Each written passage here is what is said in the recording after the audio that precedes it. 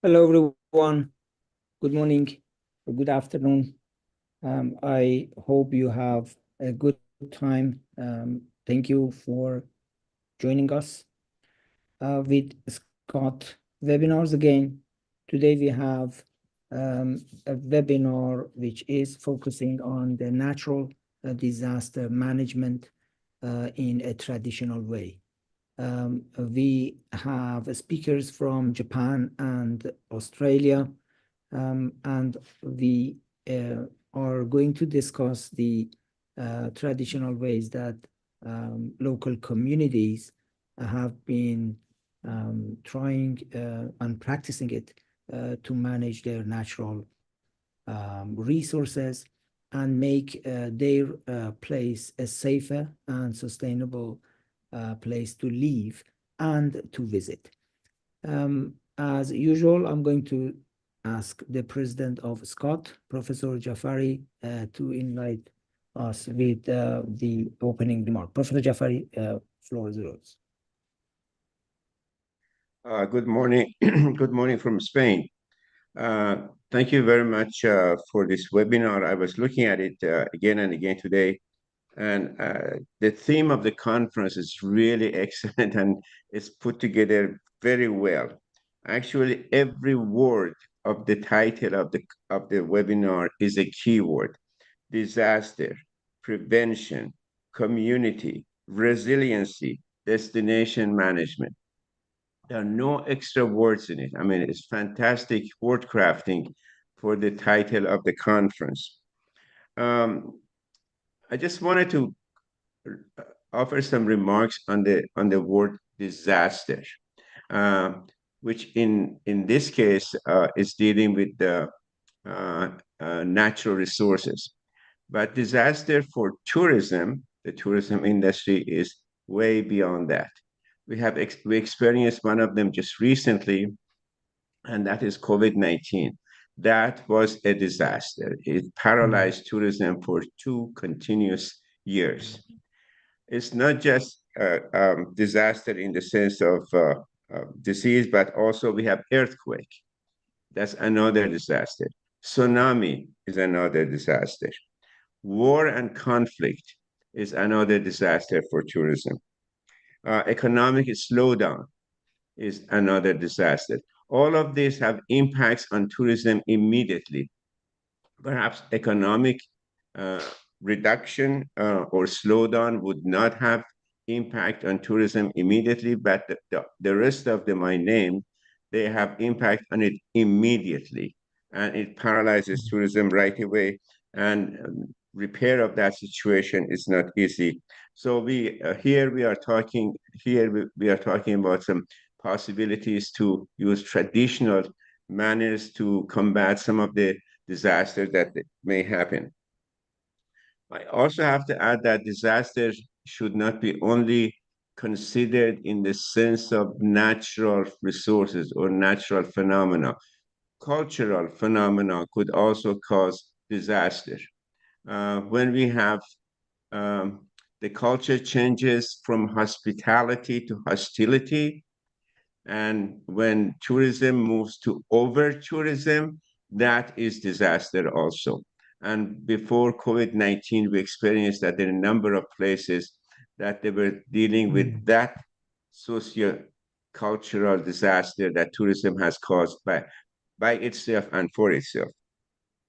So I'm very delighted that we have this discussion today. It seems we are going to talk about the know-how, the knowledge which native people have and are using that knowledge in order to deal with some of the natural disasters in their own respective areas, and for us to learn some lessons. I would be with you during the conference, and I'm sure I'm going to benefit from your remarks. Thank you very much, Kazim, for this wonderful webinar, which opens our eyes and minds to the subject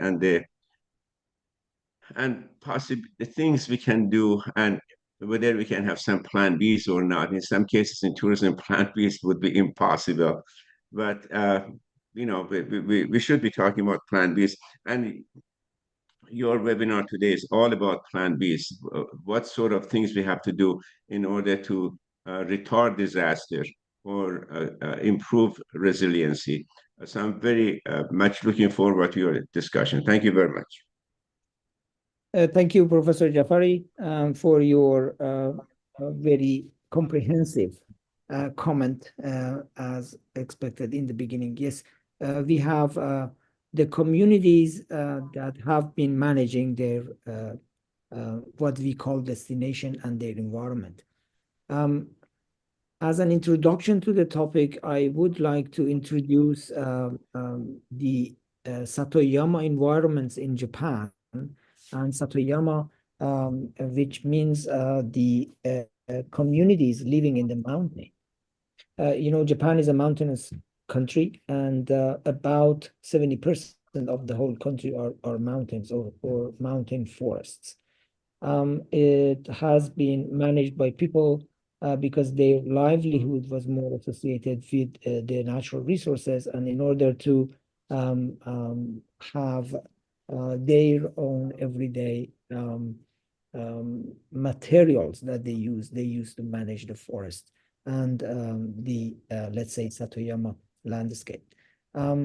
Change in the lifestyle, livelihood, migration to the cities, urbanization, and so on, as is not only the case in Japan, has changed the necessity of natural resource management and natural disaster management, and created problems, and not only for the environment, but also for the community itself. And tourism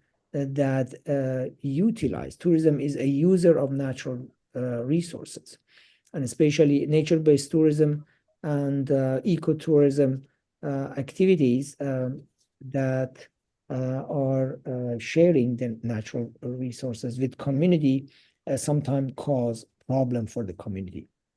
It bring vulnerability for both community and for the host and the guest.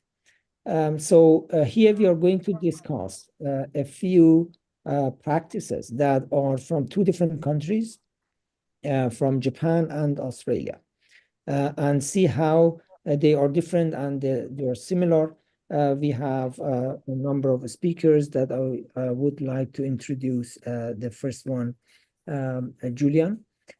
He has served within the fire service in Victoria for 23 years. During his time, he carried out the roles of firefighter, leading firefighter, station officer, and commander during the summer months. 16 years he is heavily involved in aviation firefighting.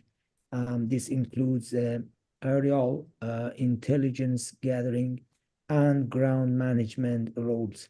As we expect from Julian and his rich experience and background, we would be very happy to see what is or in what context you are doing the job of risk management. Julian, the floor is yours. Thank you, Kazem. Good afternoon, everyone. Thank you for the opportunity to speak and share our experiences here in Southern Australia in the state of Victoria. As you may be aware, one of the probably greatest fire risk areas in the world. I will share my screen with you and we'll commence the discussion. But the topics I will cover is our systems of fire science and our behaviour of bushfire, our community and agency engagement, along with other agencies that support us in firefighting and fuel reduction burning, and our firefighter welfare. The considerations that we break down, but mostly the most important components of our diagnosis of our area of burn, whether it be fuel reduction burning and or a fire that has started through lightning or through natural means. But one of the greatest things that we need to look at is the fuel that is ready to burn. So we need to look at the type of fuel. We need to consider the size of the fuel. So we refer anything 6 millimeters or less in diameter as a fine fuel, which will burn more freely, quickly, and for a shorter period than any fuel that's greater than 6 millimeters. So we're referring to branches, sticks, vegetation. The quantity of fuel, the arrangement. So we're talking about how much fuel is compact. So we often refer to how many tons per hectare. So if we package 1 hectare of bushland, we would generally like it to be less than 25 tons per hectare to be considered a safer and less fierce type of fire to burn in that environment. So is the is the fuel and vegetation compact? Is it separated? Is it, the problem we have in Victoria is that we have a lot of gum trees and eucalypts, which are very heavily forested, and the ability for fire to burn from one and preheat and auto combust onto the next, and that fire will continually, with a bit of wind, will pass through the forest very quickly. So we talk about the arrangement of our forest and fuel, and again, supporting is there a large amount of surface fuel, so surface litter, leaves, branches, bracken that actually lay on the surface of the forest floor. So that's also another consideration that we must take in when we are burning, and how much volume really there is per parcel of land that we would like to burn. The other pretty important scenario as well is the aspect of the lay of the land. So you being in the Northern Hemisphere, for us, anything that faces north will dry out a lot quicker than anything that is on a southerly slope, where in your situation, your consideration would be that the southern slopes that would dry out a lot quicker than any other facing aspect of the land.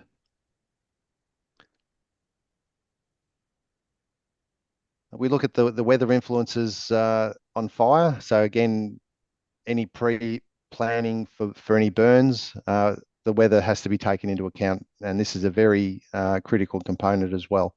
So we'd need to look at the wind speed and direction, how that will influence any burn.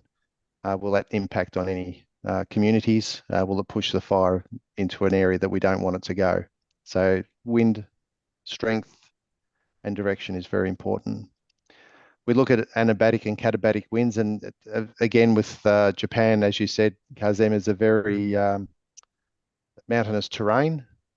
We need to take the considerations of the time of day when we choose to burn. So with our anabatic winds, the morning upslope winds, and in the evening with the katabatic downslope winds that have a big effect on fire behaviour. We need to look at the relative humidity on a given burn time period. So that has a great effect with a high humidity placing moisture into the vegetation. So as a rule of thumb, we say anything that has 30% fuel moisture content or more is not free to burn. So if we have quite a large humidity or high humidity percentage on a given day, then the lag time or the time it takes for the vegetation to absorb the moisture from the atmosphere will stop any fire activity occurring. We need to look at the temperature, the sun heating up the fuels, and also the atmospheric temperature on a given day. It's good to always know what fire history there is for a given area, if there has been a previous burn there in 10, 20, 50 years prior to. And another consideration is what we call the Haynes Index, best explained as a stable or unstable atmosphere. And I could use the example of if we have a fireplace with a flue, if we have a high Haynes Index figure, which the maximum would be 13, anything from 10 to 13 would be considered having the flue open, so that we're allowing the heat from the fire to rise up into a cold atmosphere, which creates a very more dramatic and fierce fire burn, given we have a higher Haynes Index figure on a given day. So I use the example of a flue being open with 10 or greater in the Haynes Index figure. So if we have a high Haynes day or a high Haynes Index on a given day, then we will not burn given those higher figures. I'll move on to topography or the landscape. Very important again. We look at the angle of slope or degrees of slope on a given parcel of terrain. As a rule of thumb, for every 10 degrees of upslope, the fire will double its forward rate of spread. So a pretty important consideration. So if we use an example of a fire moving at 2 kilometers an hour on flat ground, if we increase that slope up to 10 degrees, then it will suddenly increase to a forward rate of spread of 4 kilometers per hour. As I mentioned earlier, the aspect, so that the angle or the way the face or the direction that the slope is facing, and the preheating from the hotter sun. The elevation, so we talk about heights above sea level, whether we can creep above that Haynes Index figure, and also our general lay of the land and what the fire will do, and have the ability to understand the fire behaviour given the lay of the land. So using the example of even just looking at a map and understanding what the fire behaviour will be given all the other considerations with weather and fuel types.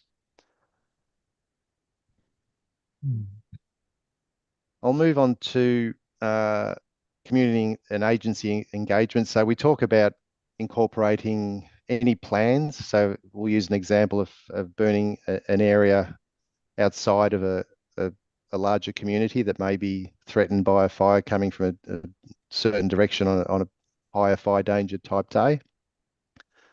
So all the other agencies that would support the firefighting efforts. So we talk about police, ambulance, our state emergency service, which is a very large volunteer force. We would incorporate them into community meetings. We'd consult with communities that would be affected by our burns. We would seek input from these community members and representatives from the agencies and the community groups as well. So we're really being very open upfront about how we can work together in doing a safe and effective fuel reduction burn. We'll issue out brochures and flyers and advertising in regards to the burns, and we will seek total endorsement by the communities and agencies in the operations that we're trying to achieve. Very important to remain transparent and upfront with what we're trying to achieve. And a big thing that we in Victoria and Australia have picked up from the 2009 bushfires, which wiped out, in our state, Victoria, we lost 174 lives on that one afternoon and evening. So that was the worst fires that we've ever had in Victoria and Australia.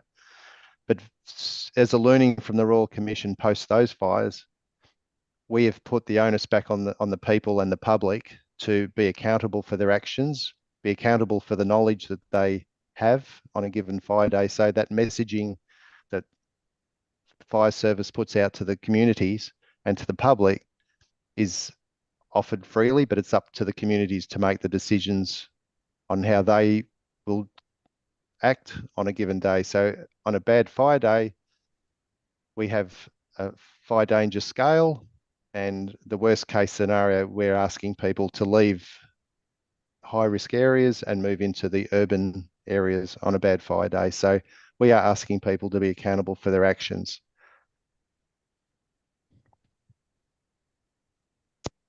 I will look at finishing up just firefighter welfare. So firefighting and incorporating fuel reduction burning has a very large medical impact on people's health. So we as a fire service offer a very large component of supporting our firefighters in mental health and well-being. So we offer medical support. Of course, we offer protection in the form of clothing from head to toe, goggles, respiratory protection, gloves, firefighting overalls, which are fire retardant.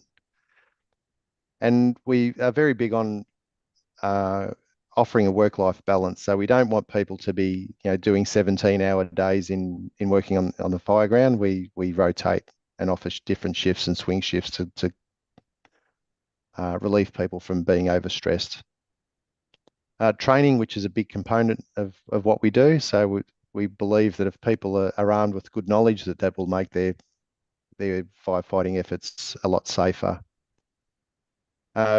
Monitoring and evaluations in the form of briefing and debriefing so that everyone's informed, and then post firefight or burn that we will discuss in the form of a debrief so we can evaluate what went well and what didn't go so well.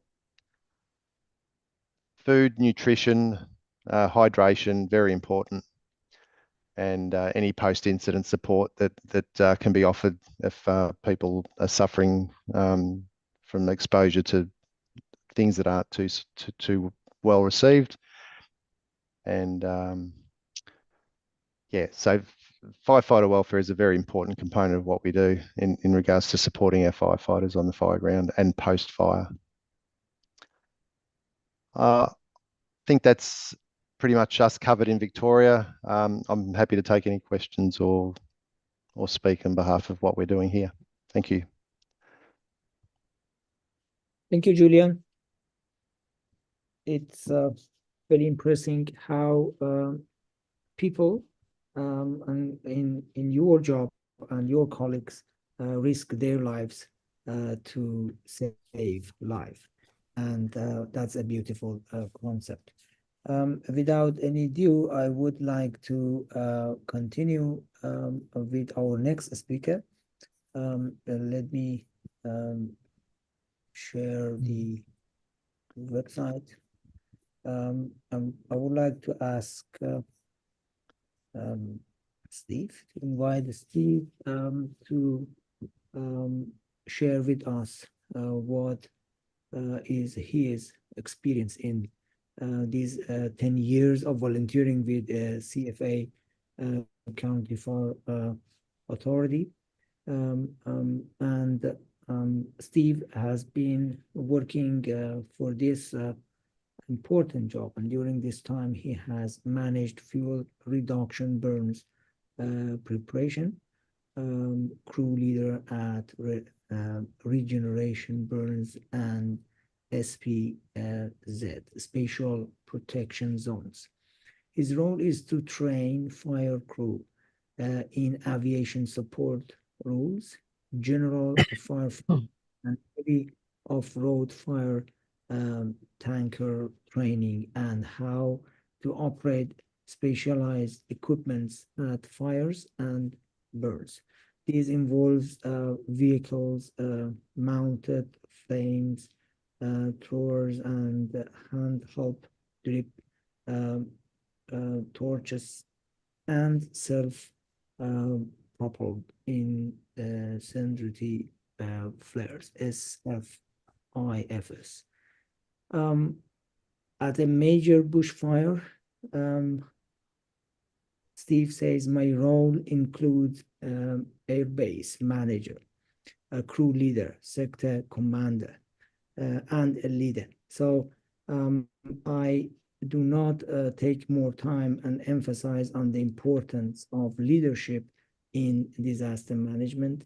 And we had a recent incident in Japan that proved us that how leadership can save lives in crisis. We had a crisis in Japan Airline, and we could see how the crew could save the lives in just a few minutes. So without any ado, I would like to ask Steve to present. Steve, can you hear me? Yes, thanks, Hazin. Hello, everybody. My slides were going to get put on by our administrator because unfortunately today we've had a cable pulled for my internet, so I'm trying to do it by hotspotting to my phone. Anyway, moving forward, some of the things I'll be covering, Julian's touched on his preparation and the science behind things. Our roles Steve, would if be you then don't to mind, then take what the planning and the burn we call them here, we put together, have an area map. And in that map area, yeah, can you hear me, Steve? We don't have your voice clear. sorry. If you, yes, if you would, yeah, I would like to ask our admin to share the screen that you just. So the yes, yeah. Yeah, you can stop sharing, and our admin will share that that we have a better connection with you. Yeah, the admin has shared the screen, Kazim. Okay, great. So please I continue. didn't share it. This is yeah. This is your admin. Okay, so from our would have people that would be special for plant burning, fuel reduction burning, acid protection burning, like that. So with that would take the terrain, and this would look at how to like the pattern. And as Julian pointed, a steeper pattern, a fire spread. So we would actually start bringing the fire from the top of the hill down to the bottom. Thing to look at would be access. Well, we need roads. Would sometimes use those roads for a burn to stop it from burning to another sector as a mineral work break. The other things would consider would be water supply.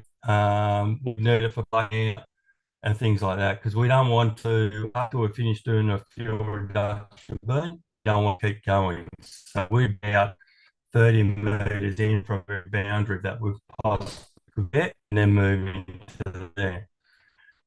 What was pointed out in the earlier slides is vegetation type. Vegetation type is very important when you're trying to prepare for a burn because if there's not enough vegetation, the fire won't carry in to the middle of the burn that we're looking for to give you that reduction of ground litter, which also we need so we can get bark reduced because you need to get the bark as well. Again, our trees, we look at different trees here in Victoria. Some trees don't like fire, some trees don't mind the fire. Again, it'd be so looking at the actually carry on. Would need fuel moisture differentials. Would use a wet gully in remote areas to work as a fuel, as a fire boundary, so it wouldn't spread further on. Anyway, to control, especially if we can't get crews in to physically black out or or put in mineral earth. You'd have to do a small trial again in Japan. I know it's fairly humid during summertime, which, you know, in Australia, a real humid area, the fires don't burn that well. So you'd have to see an trains, you're drying out. So really have to go with it. Mineral, we can go into mineral earth breaks. Next slide on. So we'd use mineral earth breaks to help control the fire, as I pointed out in the earlier. This is important to get in because we don't want fires to double too much up the barks and create a fire. So we'd use an earth break by moving all the litter away from the base trees up to, say, a metre, and use radiant heat could then start a fire into the and move it up the trees, and that's not what we don't want. Sometimes in wintertime, prior to doing a fuel reduction burn, if we don't, the mineral earth break is going to work well. During wintertime, we'll do kindling and remove some of that bark as we're going along. Because if you've got charred bark, the fire won't do it during a bushfire and things like that. Types of you can go to types of fuel reduction burns. We use a mechanical one, and that means we use machinery with mulcher heads to go through, point out any litter that we can, reduce it to a finer sizing, and later on come through and do a burn to just remove that litter. Sometimes we don't even have to go through to do a burn. Sometimes just doing that mulching will be sufficient amount to do it. We've used animal grain in some areas. Can be very controversial and not a native animal a lot of times to use, so it creates a bit of environmental damage. So you'd have to have a look at what animals, again, in your own country would suit that climate. You know, a cow, hard hoof will compact it down the ground, and it's no good for the native environment. Horses, because their digestion doesn't clean up weeds, they'll spread weeds through the areas. Some places have used goats. And camels seem to eat more of the rubbish fuel, or yes, the weed and that, more so than the good stuff. And they've got a softer foot, so they don't really do too much environmental fruit away. With cows, horses, they can cause trenches. So if you have a wet winter and all that, it could then start erosion in some areas as well. Types of fuel reduction. A lot of times we'd use fire is the most common way to do this. Remove large amounts of fuels over a large area. It is needed because sometimes you don't need a real hot fire. You need to have a cool fire because you don't sterilize and germination of your seeds. If it's too cold, you're not going to get the effect that you're after to remove that ground litter. So it could never come another year doing another burn, or you know, it can be, you know, a bit of a waste of your finest types. Lighting patterns are important. If your ground's in pattern further apart, sometimes we just use spots. You wait till those spots grow together, and then you'll move on to another spot. Sometimes with the ground being too moist, you may run a line up and just run 2 or 3 people deep in the bush, just putting straight lines in.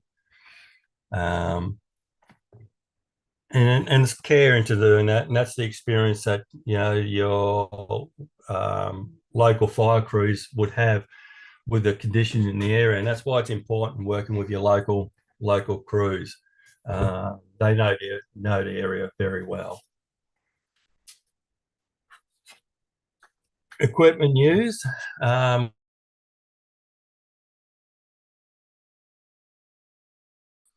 It will drop out drops of fuels or a line of fuel, and that's usually mixed with diesel. That way you've got something that will sit on the ground and sustain a fire. We've used self-propelled incendiary flares, so you'll put your that line so it starts drawing the fire into the middle. The other way to pull the fire into the middle would use an aerial drip torch. It's usually about 130 litres of a gel hanging underneath a helicopter, and they'll do a circle in the middle of the fire or the burn. And once the heat's there, it will start drawing itself together. Fire seems to be like a magnet; it'll pull itself in. So in Victoria, we've had major bushfires, and they've actually all started pulling together.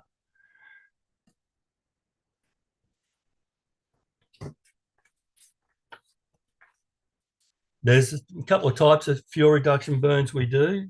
Regeneration burns in our bush, our native bush, well, not so much nowadays. We'd harvest it, and then to get the seeds going back so they could regenerate that area, we'd put a fairly hot burn in there to get a good ash bed. So when they come along with a helicopter and reseed the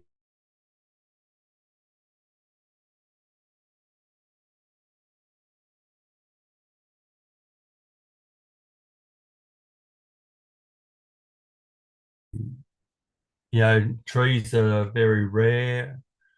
So that would be a 50 to, a lower percentage of area covered by a burn. We're not looking for a 80% burn, 90% burn. We only want a small amount of burn. We just want to remove a little bit of that ground level tree bark in that area.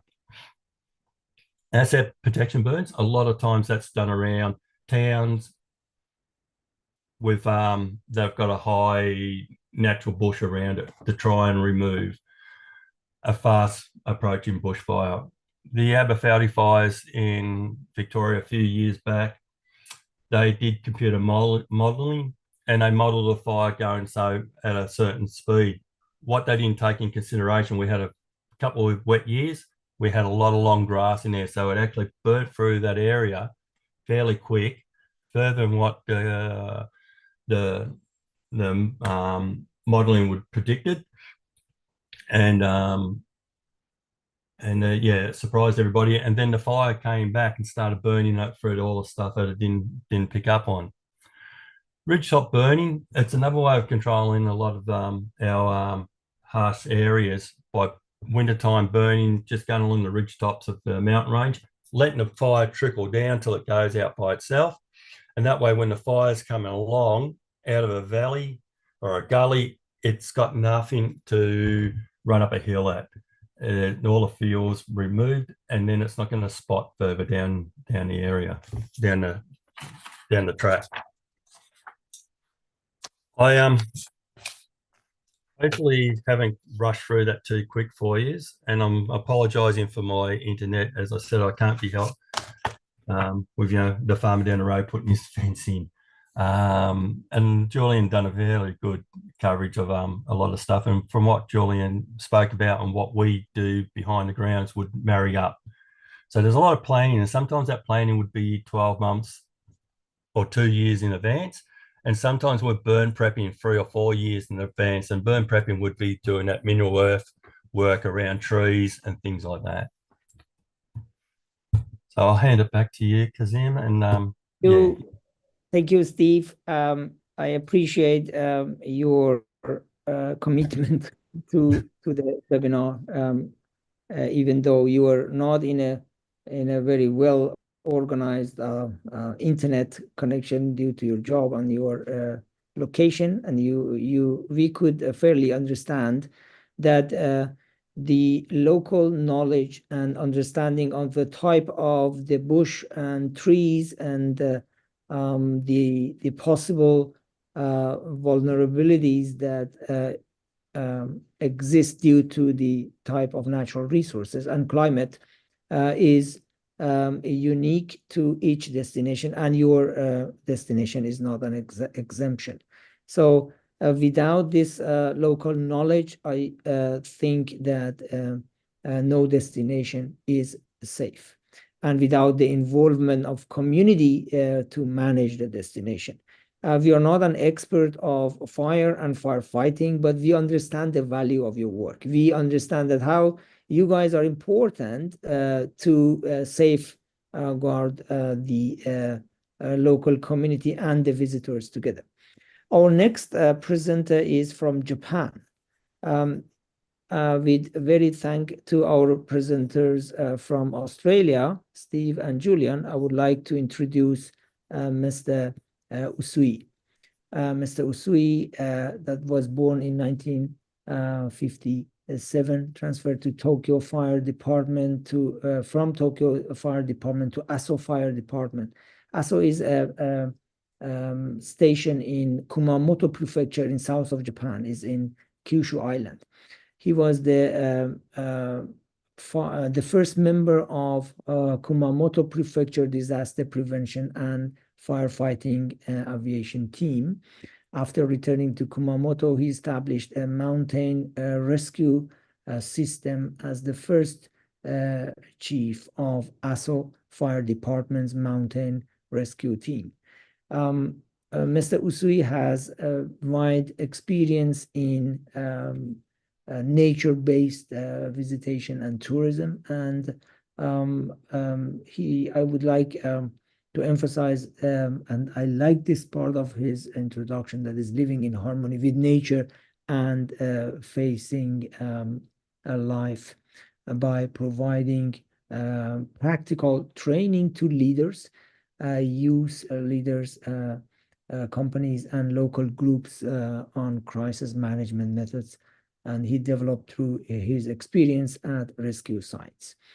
Without any ado, I would like to ask Usui-san to share with us his experience and local knowledge, and let us get more familiar with the site, or let's say the very beautiful site that is a really big creator, and people have been practicing this slash and burn, which is a system which is called Yakihata in Japanese. Usui-san, onegaishimasu. Before Usui-san start his presentation, I would like to explain that we have simultaneous translation. Mr. Usui is going to present in Japanese, so please click in the bottom of interpretation in the bottom page and select either English, or you can stay with Usui-san in Japanese. Onegaishimasu.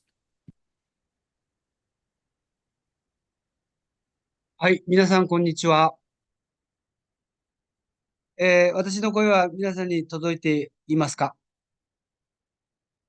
はい、ありがとうございます。今、今回この機会を、素晴らしい機会をいただいて、本当にありがとうございます。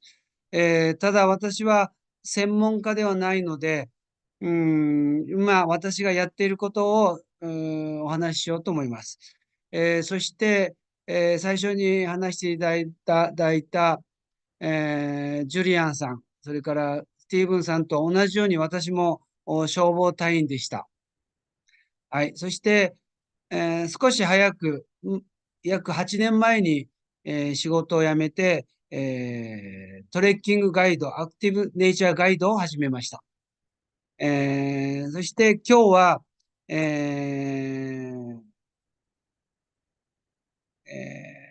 火災、今まで私は仕事の中で、火災を消火する仕事をしてきましたけども、今回は、阿蘇の野焼きという火災をコントロール、草原を焼くプログラムを紹介しようと思います。それでは、プレゼンテーションを起こしてみますが、これ皆さんに届いていますでしょうか？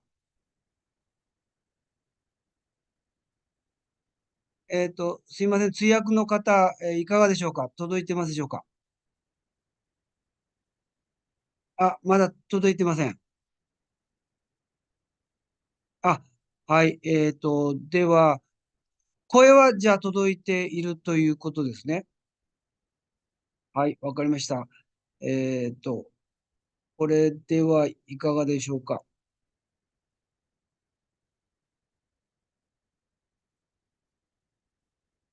はい。皆さん、これ、届いてますでしょうか？はい。ありがとうございます。今私がやっている仕事は、阿蘇アクティブネイチャーガイド遊びたいというガイドのチームを率いております。実は冬場は、日本の今の冬場は、この仕事は一旦休憩して、実は私は、九州に唯一あるスキー場でパトロールの隊長をしています。それと、たまに、インバウンドのスキーのレッスンをしています。これが私たちの仕事です。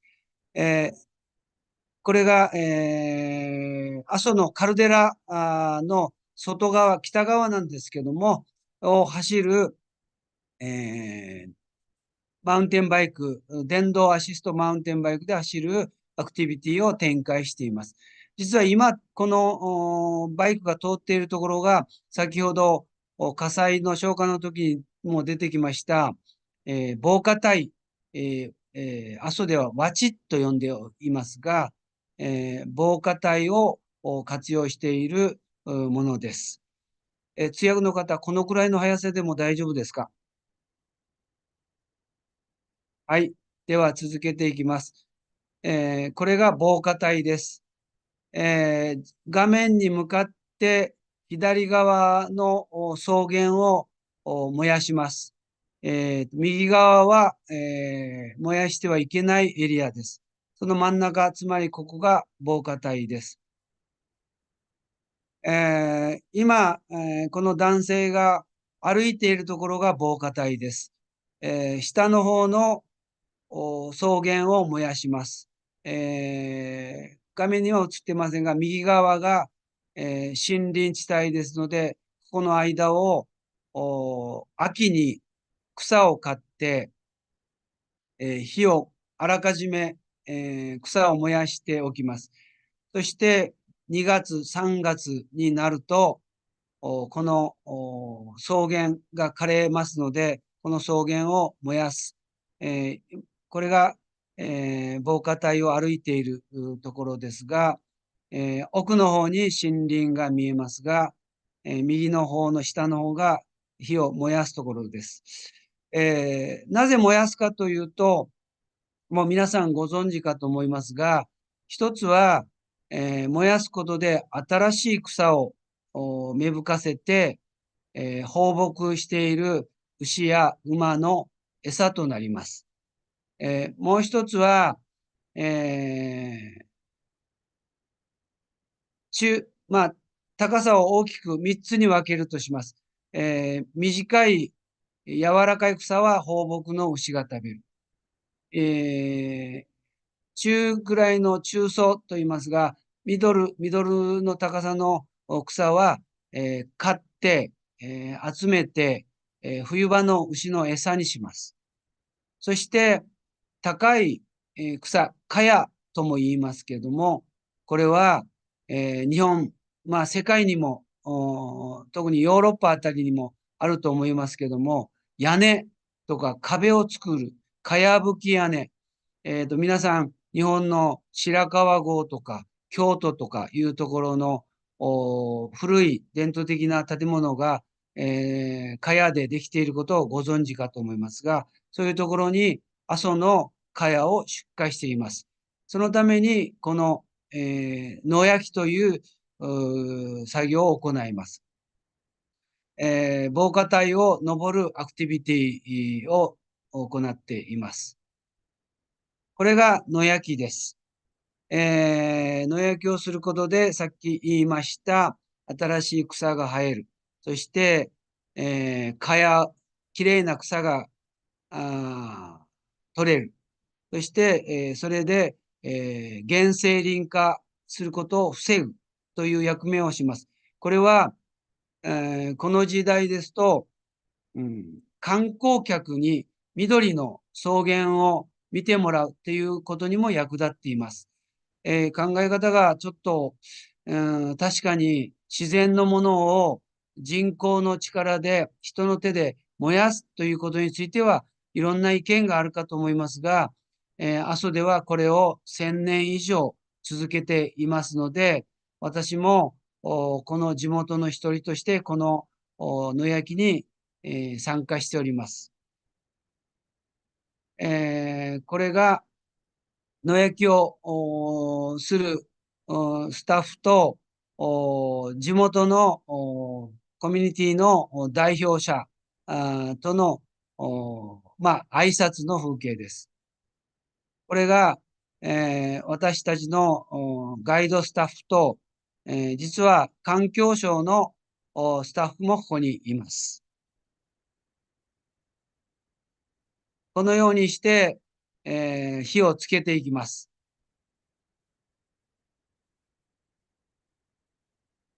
これは動画ですので、ちょっと動画を流します。バーナーを使って火をつけていきます。この辺りはまだ斜面が急ではないので、このように近づいてもまだ危なくありません。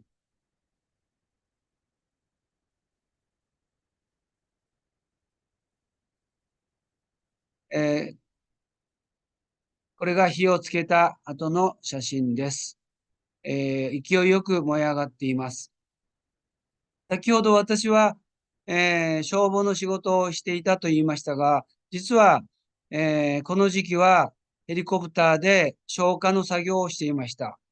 ところが今は火をつける作業に、変わったということです。このように、阿蘇の、数十年前は2万2000ヘクタールあったと言われていますが、今は1万6000ヘクタールにこの野焼きのエリアが減少しています。それは、農家の減少、それから、森林が大きくなって、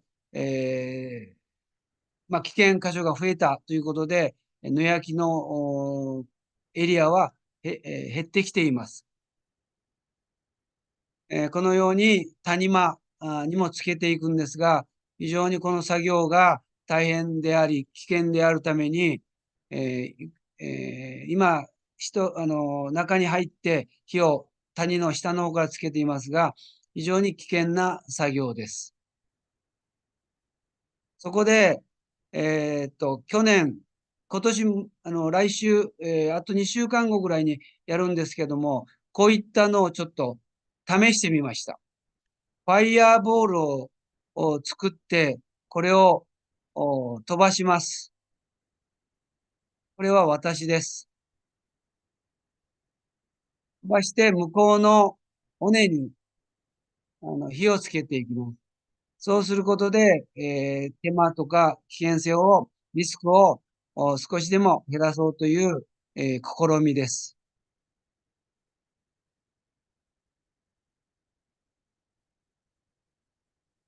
このように、道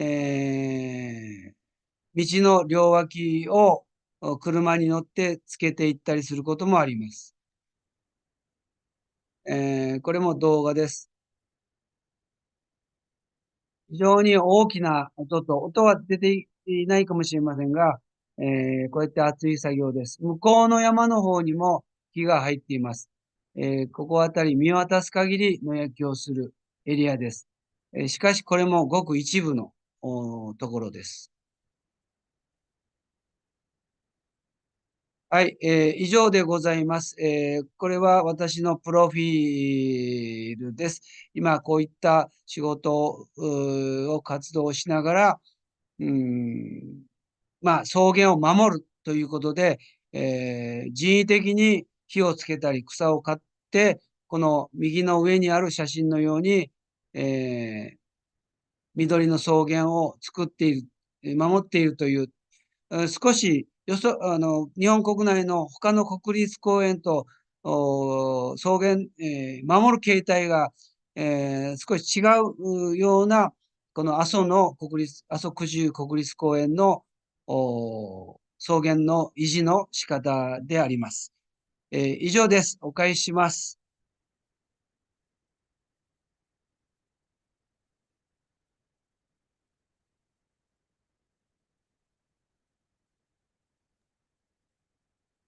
Thank you very much, Mr. Usui. I am very impressed with the size of the activities that you and your team are doing in Aso the area, and it's a big grassland. We don't have places like Aso in Japan so much because it's covered by forest, and this grassland is one of the very exceptional one in Japan. We have also Professor Nakamura from Ishikawa Prefecture.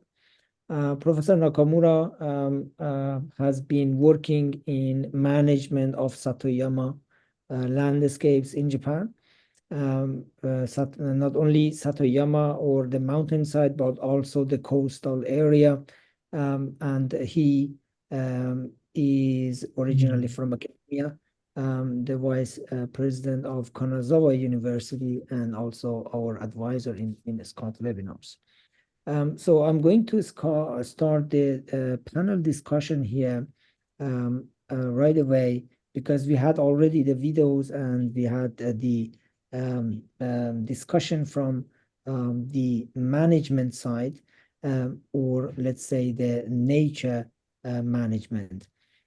Scott is a webinar series that we discuss about the community and tourism. So I would like to raise a general discussion with a main question that I have in my mind. So what do you think, how your practice create a safer place for both community to live and visitors to visit the place? I have been in many places in especially Japan. I haven't been to Australia. Maybe Julian is going to invite us later. But I know that in many places in Japan, the grassland is not managed. The grasses are like 2 to 2.5 meter high, and even you cannot enter the grassland. So right now is winter, and that grass is dried. And I don't know if a fire happens, and many people are just visiting, they're going mountain trekking. So if in the case of fire, what will happen? And what do you think? You call it fuel reduction burning, or you call it Yakihata and grass burning. How do you explain the importance of your job in terms of destination management? Maybe I would like to ask Julian first. Julian, is your place without fuel burning also a safe place to visit? And what is the impact of your job on tourism? Thank you, Kazem. Yes, it's a very important component. So with tourism, people who venture into the bushland and our eastern part of the state of Victoria is we refer to as a high country, so very elevated, beautiful mountainous terrain, which is very heavily forested. We rely on tourists from Victoria and interstate and overseas that come into this area, and we need to make sure that it is safe, that any fire that may start, and we do have a big problem with lightning starting a lot of our fires. And sadly, we can manage the fires, and we can put out community warnings and put information out to help people make decisions about leaving early or staying to defend their properties. But to have people in this environment that aren't familiar with the environment because they come from another area creates big problems. So we, as a community, engage. Again, as I said earlier, we engage communities so that their knowledge is greater. When fires do start, and luckily with our fingers crossed at the moment, we've had a very wet summer. So we are hoping that it will continue to remain wet because our fuel loads are very high, and we have a problem that post-COVID there is not much money or funding for forest management and fuel reduction burning. And I use the example of our road authority, who normally slash and have a big budget of funding to slash and keep the grasslands on the side of the major roads reduced to almost a grazed, a few millimeters high grass.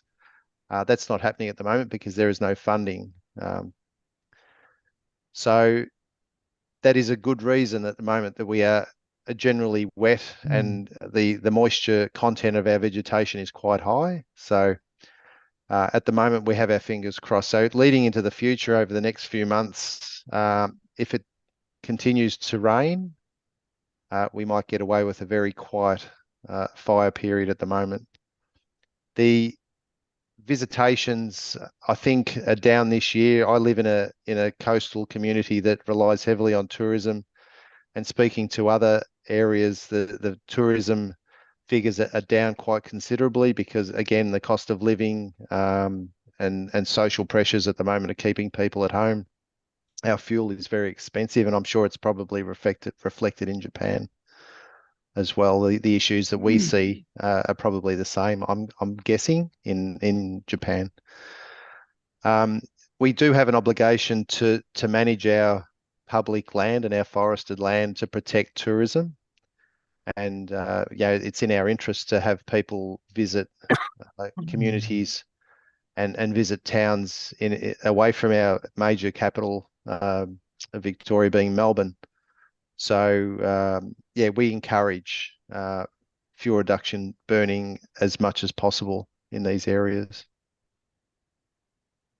Thank you, Julian. Let me ask Usui-san. Mr. Usui, what do you think about tourism activities in Aso National Park and the grass burning? How they are related? Is tourism also possible, and is tourism more possible with grass burning?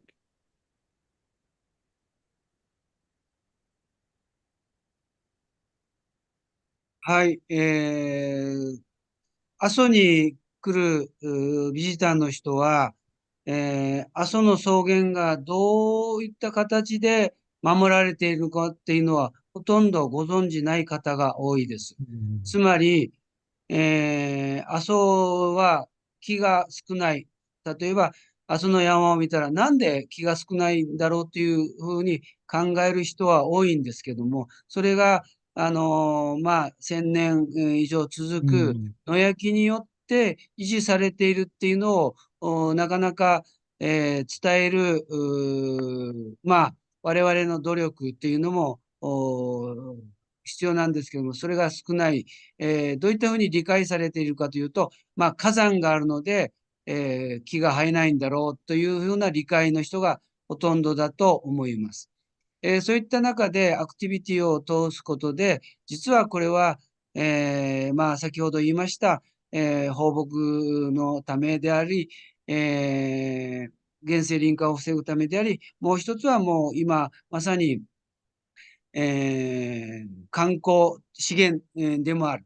で、この観光資源は、つまり、今言われている森林だけが保水能力があるというわけではなく、研究者によっては、草原の方が森林より1割、110%保水能力があると言われています。実際、この阿蘇の保水で、熊本市、は、まず、地下水だけで賄われている、唯一、政令指定都市の中では、唯一、給水用のダムを持たない、都市と言われています。これは阿蘇周辺の、阿蘇九十周辺の草原が、まさに、それと草原と火山性の地質が、水を、降った雨を浄化して地下水としてなって、阿蘇、そして熊本市に流れている。こういうことをアクティビティを通して、お話しする。そして、そのいただいたフィーの何%かを草原維持のために還元している。こういうことをアクティビティを通じてお客さんに届けているところです。いかがでしょうか。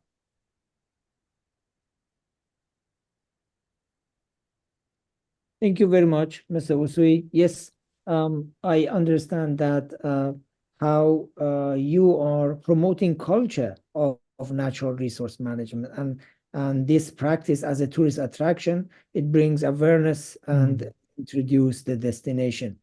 I think I'm talking too much. I would pass it on to Professor Jafari if you have. Jafar, do you want to fire the panel with your questions? Maybe you can fire questions to Professor Nakamura and Steve. They didn't talk yet. Back to you, Jafar. Well, it's interesting you use the word fire. Firing questions now, and the science fire. This webinar has been very enlightening to me because I all the time I was feeling how ignorant I'm about the subject, and I learned so much about it. This reminded me, Kazim, of how tourism science began, and that was in 1970s when we began importing knowledge from social sciences into tourism, from economics, geography, psychology, anthropology, sociology, and so on and so forth, political science. And this is how tourism became suddenly a very endowed field of investigation and research. And today, what I learned is we should be looking beyond social sciences and to see how we can learn from other activities, other sciences, and how they are doing their business and how they connect to us.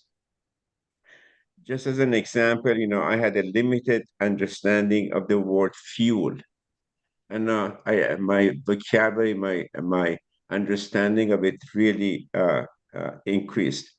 But what came to my mind is that the presentations that we had, they were all about understanding the phenomena and how to prevent it, retard it, manage it. And this was really exceptionally interesting to me. And I asked myself, do we have disaster prevention techniques in tourism industry? There are many destinations that suddenly would have revolution in a matter of 24 hours. What do we do with the 10,000 tourists in town? What arrangements do we have in plan? War breaks out. Well, the embassies really have plans, plan A, plan B. They send the planes to collect their people, embassy people, or their own citizens.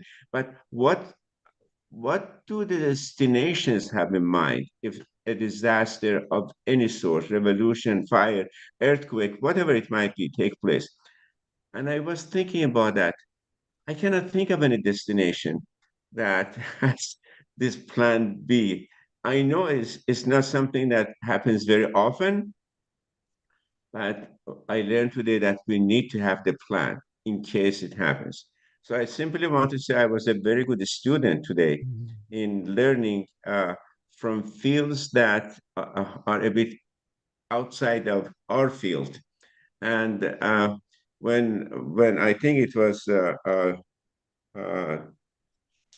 I don't know who Joe, no, it wasn't Joe, Julian, who used the word fuel science. That attracted my attention, science. Because in tourism, we also try to say tourism science. I really don't think tourism is a science. I would call it a multidisciplinary field of study. But I could see that in fuel science, there is scientific techniques. And I was impressed with the terminology. So I really don't have a question. What I'm amplifying is that I learned so much from your measures and ask ourselves in tourism, how come we don't have these plans of preventive measures or strategies to combat the situation if and when it happens? Maybe members of the panel have some advices for us. Thank you very much, Jafar. In Japan and probably in Australia, when we have less member in community, we have less chance to practice this traditional way of naturals. So volunteer tourism has been an option. In Japan, again, fire is something that we can't play with, and we should be very careful. But we have also adventure tourism. How can tourism and natural resource management in Satoyama combine? Is it possible or not? Let me pass it on to Professor Nakamura. Nakamura Sensei, floor is yours. Please talk freely.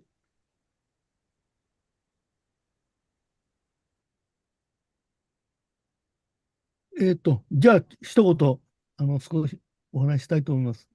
今日私、すごく印象深かったのは、オーストラリアもですね、それから日本の、阿蘇山ですね、阿蘇の草原も、ものすごく広いですよね。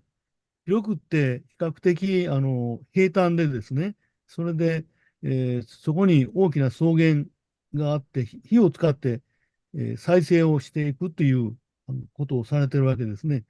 それで、私が、いろんな活動をしている能登半島ですね、最近大きな地震で、大変なことに今なってるわけですけども、能登半島はですね、日本では割と大きな半島なんですけども、まあ、世界的に見ればですね、すごく小さな細長い半島なんですね。それで、その半島をですね、半島ですから周りに海があるわけですね。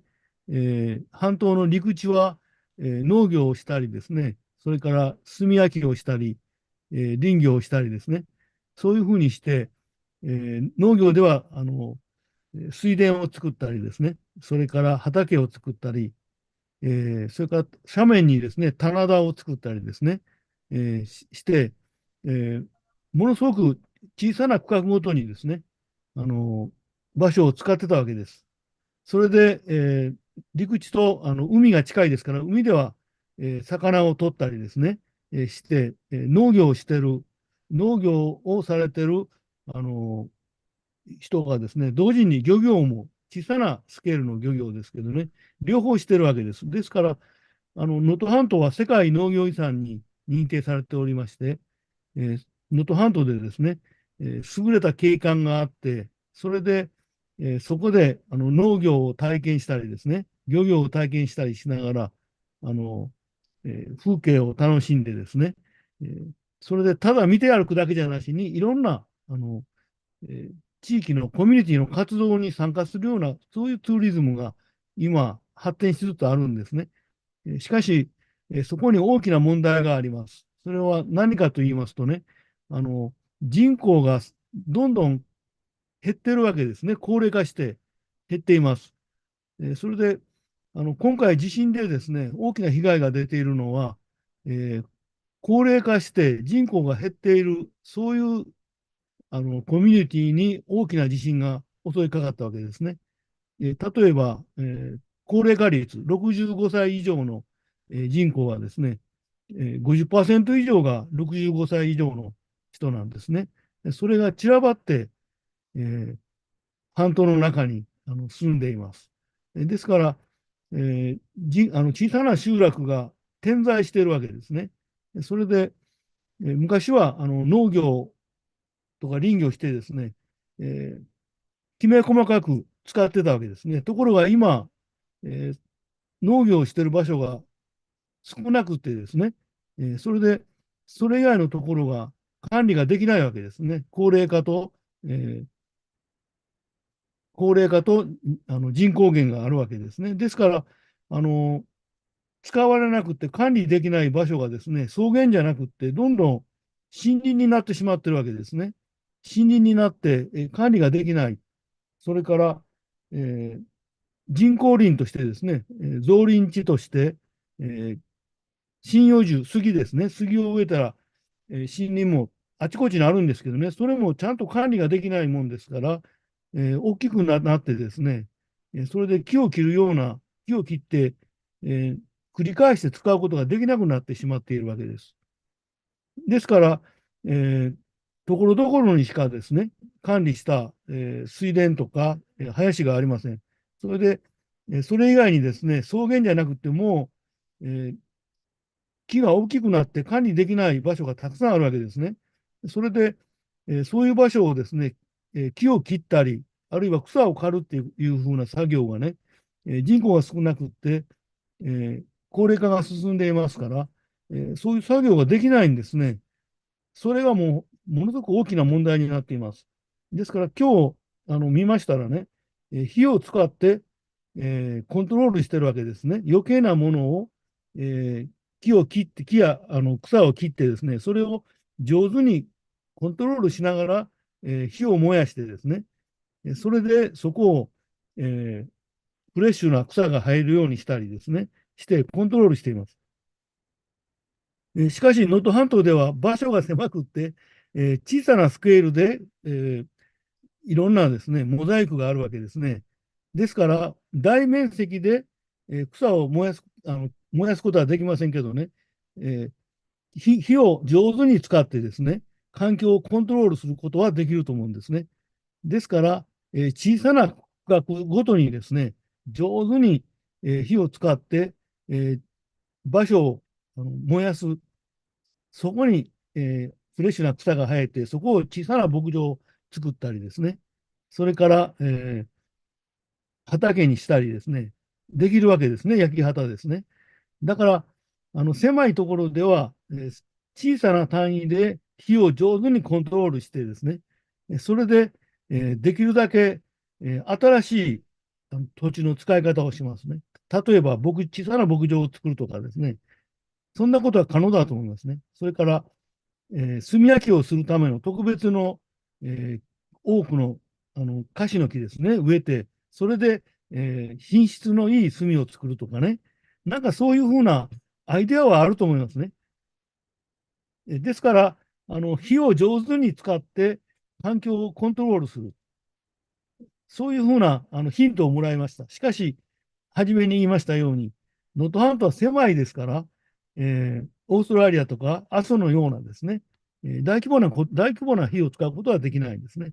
しかし、狭い場所で、上手にコントロールして、新しい環境管理の仕方ができないかですね。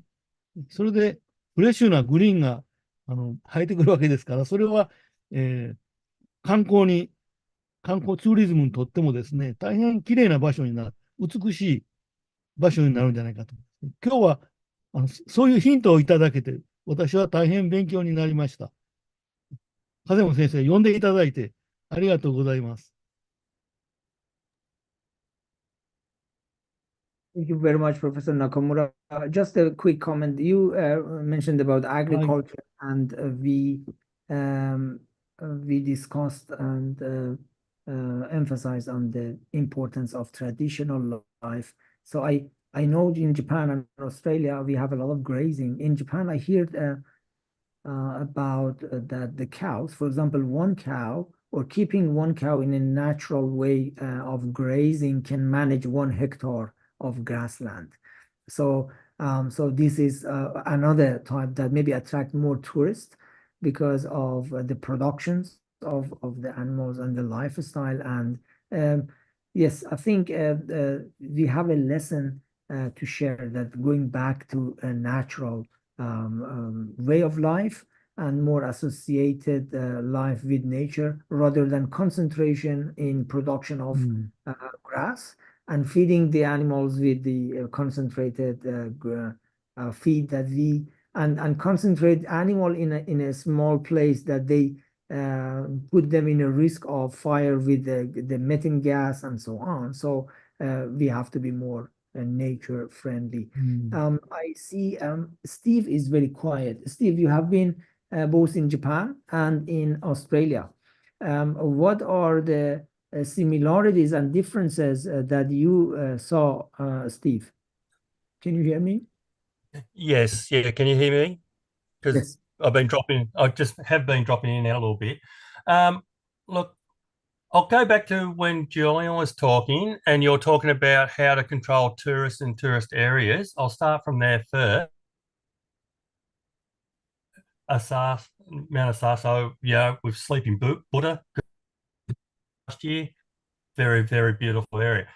Julian, you're touching on about how you communicate in the remote areas. What we'll have, we say, patrol, and they would go out with the brochures with written in multiple languages and pass out to people. They would also do enforcement, fire. On a day of total fire ban, they would enforce those type of things. With Professor Nakamura talking about burning areas, what would be skilled in is from burning just a small 1 or 2 acre hectare area to broad areas. And that's what we'd specialize in, to bring in a smaller block and then the following year burn another block next to it and another block. So you do small burns together, and that's the experience that Julian and I can bring into your group. And then we would manage large scale burnings as well. And I apologize with my connection. I missed the proper name of the gentleman doing the ecotourism. I liked that area when we visited last year, and I'd seen a little bit of the burning. And we do that here in Australia as well. In the northern part, like the desert country, we would use a helicopter to light up kilometers and kilometers of grassland areas to burn out, to regenerate for our native animals to come and eat in, and plus some farm areas. Touching on a little bit, we do stubble burning here in Australia as well, where they've had a crop and there's snails and other foreign pest in the area, and we'll do a stubble burn to help do that, and then you'll get the ash going back into the ground to help with the fertilization. And I seen that around the Mount Asaso area that you could see where the stubble area was going. Yeah, so hopefully that's answered some of the questions on how we would interact with the communities. I'll touch on another bit. Apart from having our natural bushlands, in Australia, we have lifestyle properties, which could be 20, 30 acres, and they would have a lot of bushland in it. And because it's private property, the government can't really do a fuel reduction burning. We'd actually have to do our burns around those properties, unless the owner would allow the government to do a fuel reduction burn in there.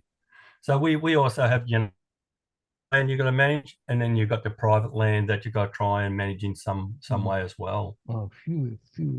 Thank you very much, Steve. We have many comments and questions in the chat. We are going to answer some of them later. One of them is that the integration of local communities in different forms, tourism, cultural activities, economic activities, and so on, ensure a large part of in protection and prevention of natural spaces. Is very interesting. We have some more videos that we are going to share after this panel. We have a few minutes, 3 minutes, I think, more of the simultaneous translation. I would like to pass it on to Jafar as usual for the conclusion. Professor Jafari, you are from a culture that you value fire. I know that your ancestors are Zoroastrians and they worship fire. You have fire temples, and in a city in your country, in the center, there are temples that they kept fire for over 1,000 years. So please let us know your conclusion. Thank you very much, Qasim, for firing up the discussion again. That fire of Zoroastrianism is one fire, and the fire of knowledge, the torch of knowledge, is something else. And again, as I mentioned, I was a student in this classroom. We call it webinar, and I learned a lot from presentations of Julian, Steve, Mr. Nakamura, and all the comments. But the presentation that Joe made reminded me of burning and creating pathways, etc. Reminded me of the time I was a student of anthropology, and I read a lot of articles and books about slash and burn in agriculture. And as a student now of your webinar, I want to ask, what are the similarities in concept and practice of slash and burn and bushfire that Joe introduced to us?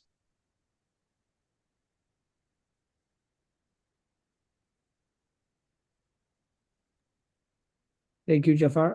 Is your question to Joe, Julian, or? I think it was Joe who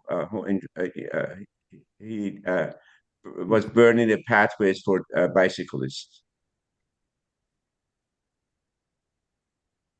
Am I right? I think it was Mr. Usui from Japan. Okay, I'm sorry. Yes. Okay. Thank you. Thank you. Yes. Well, anybody anybody who wants to answer this question, the relationship between bushfire and slash and burn in agriculture. I could maybe touch a little bit. Excuse me. Slash and burn, they'd use a lot just for regenerating a little bit of the grasses and that, as was pointed out, for the animals, or as I said earlier, for reducing some pest into some cropping areas. Bushfires can be devastating as they burn a lot hotter, and they will basically sterilize the ground, make the dirt so nutrient poor and take away a lot of the seed bed that was there. So that's what we'd like doing, a fuel reduction burn to make it a little bit softer burn, I'd say. And then that way the seeds could naturally move in. And doing a fuel reduction burn, you're removing that thing so when the bushfires do come through, they're not burning as intense and sterilizing the ground. And plus some of our, when we talked about the SPC zone and mosaic burns, they're designed to actually help try and get the seeds growing again. We have a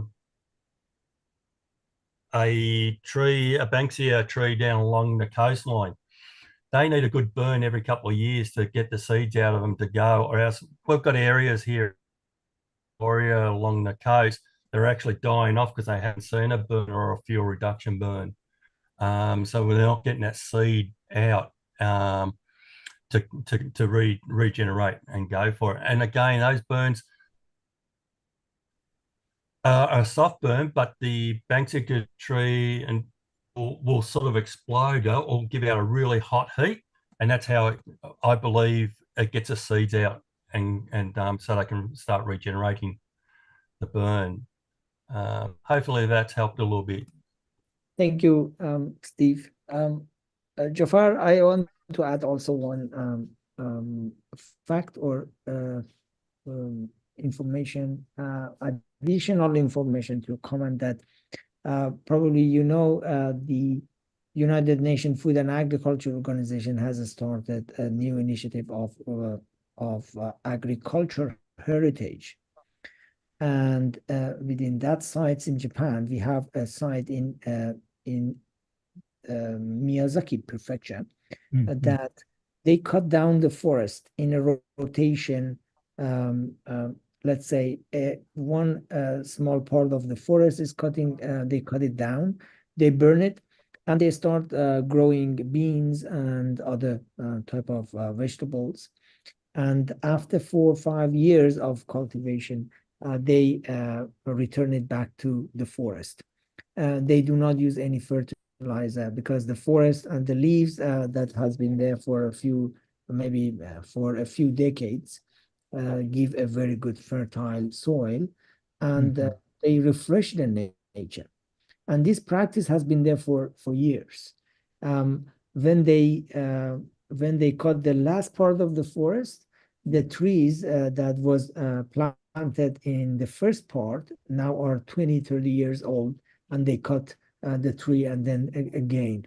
So this is a practice in many ways, and I think it is more attractive if we empower communities and make them proud of what they have been doing and how the way that they manage their environment. I like the concept that Mr. Usui raised, that people they don't know why it's not a forest. Yes, I learned myself.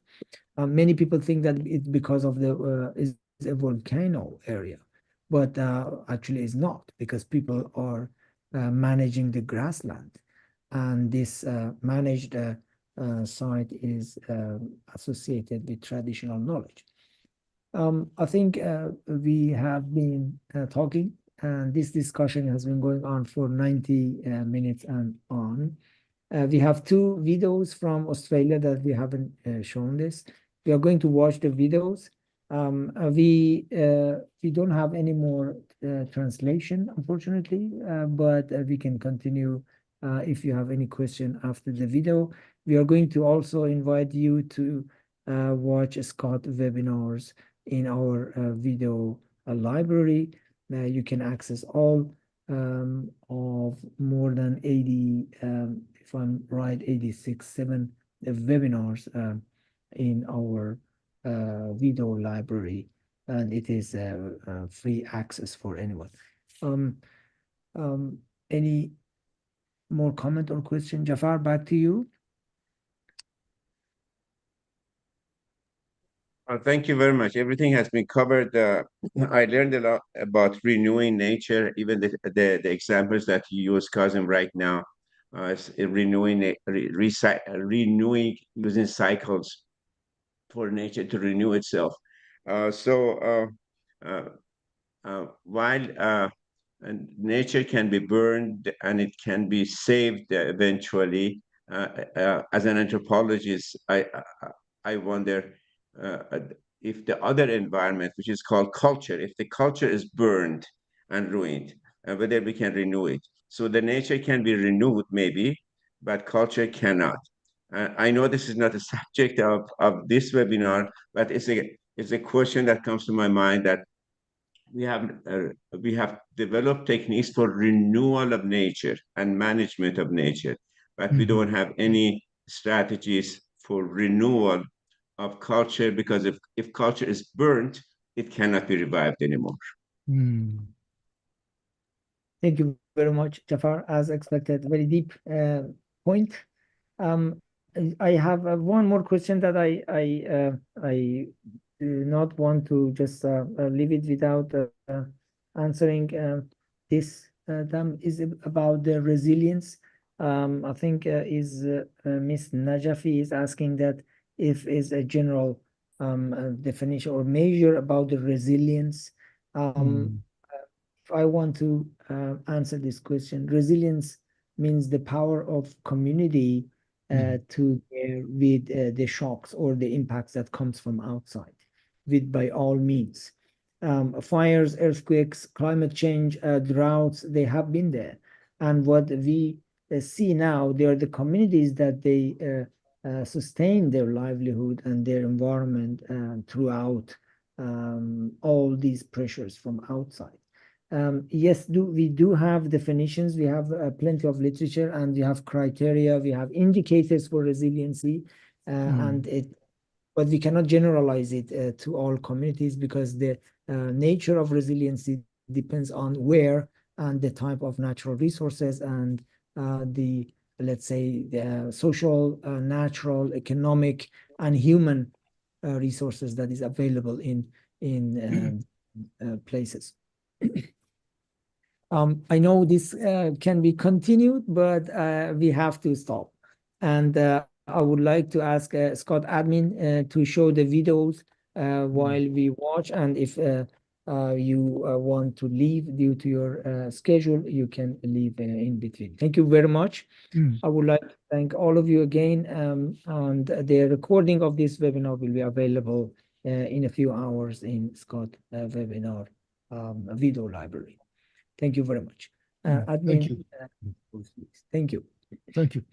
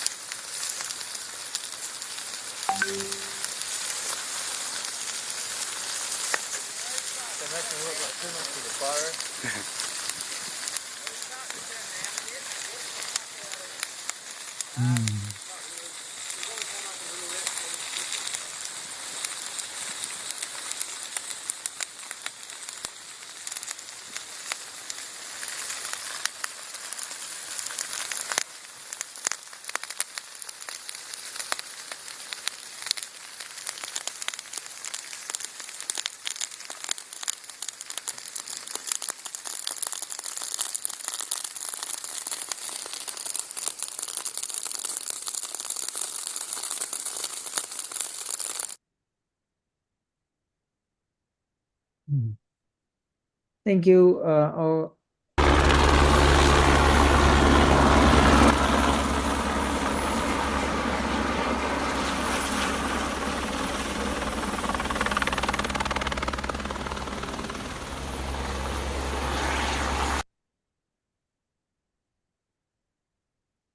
Very exciting and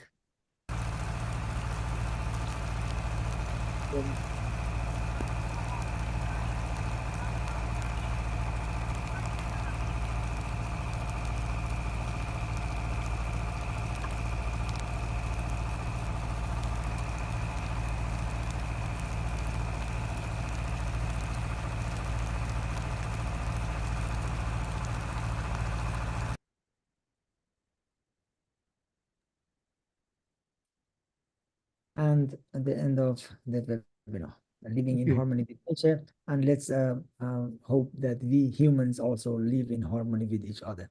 Thank you very much, and hope to see you in future. Thank you very much, Kazan. Thank you. Bye. Thank you, cousin. Thank you. Bye.